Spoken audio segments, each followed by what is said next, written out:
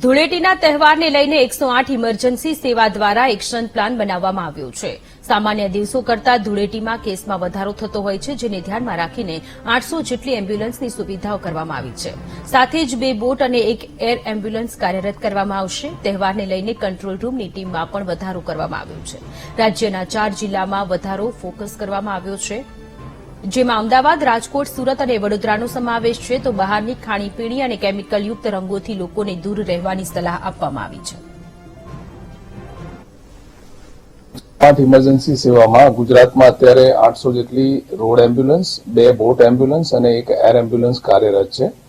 અને દર વર્ષની જેમ મુખ્ય તહેવારો આપણા જે હોય છે એમાં આ વખતે પણ હોળી અને ધૂળેટીના પર્વની વાત કરવામાં આવે તો અમારા છેલ્લા 15 થી 17 વર્ષનો જે સુગ્રથિત ડેટા છે એના આધારે અમે અગાઉથી જ હોળીના અને ધૂળેટીના બંને દિવસોમાં આ વખતે ખાસ કરીને જ્યારે વીકેન્ડ સાથે લિંક્ડ છે એટલે લોંગ વીકેન્ડ થાય છે એના કારણે કયા પ્રકારની ઇમરજન્સી કયા જિલ્લામાં કેટલી વધવા પામશે એનું એક ચોક્કસ અમે ફોરકાસ્ટિંગ કરીએ છીએ.